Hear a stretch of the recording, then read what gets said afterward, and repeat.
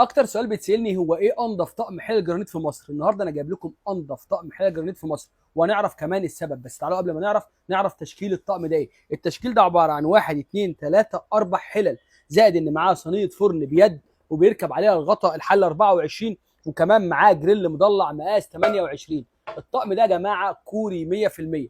هو انضف طقم جرانيت في مصر، ادينا بنقولها صريحه، هو انضف طقم جرانيت في مصر. طب ليه بقى؟ ايه العوامل اللي خلته انضف طقم حلل جرانيت في مصر؟ اولا ان الطقم ده الوحيد اللي صناعه كوري 100%، زائد انه حاصل على شهادتين ايزو للصحه.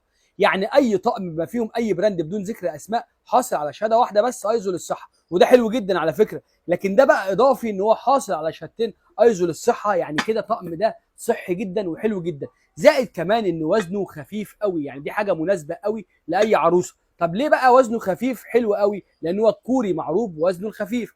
كل ما يكون البراند الكوري، الصناعه الكوري خفيفه بيبقى افضل، عكس التركي. طبعا التركي بنجيبه بالوزن او بالتخان، لكن الكوري احنا بنجيبه بالماتيريال او الماده اللي بتترش بتاعه الجرانيت، بتبقى ماده بيور 100%.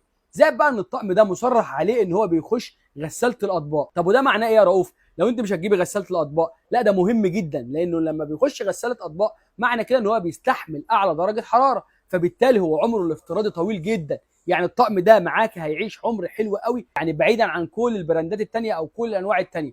كده عرفنا هو ليه انضف طقم حلل جرانيت في مصر، لانه هو صحي وكمان بيستحمل اللي ما فيش اي طقم تاني ممكن يستحمله. طقم تورنادو كوري اصلي. الطقم ده نازل معانا بعرض، والله والعرض ده بيبقى صعب جدا ان احنا بنكرره، بس احنا بنكرره عشان الناس اللي بتزعل وما بتلحقهوش. احنا جبنا 100 طقم بالعافيه وموجودين عندنا، متاح منه اللونين. الطقم ده ب 11 750 بدل 13 750، يعني خصم 2000 جنيه. وبفضل الله هو يعتبر اكتر طقم او من اكتر اللطقم اللي محققه مبيعات. تقدروا تيجوا تنورونا وتشوفوه على الطبيعه في السنتر، او تقدروا تطلبوه شحن من اي مكان في مصر. سلام.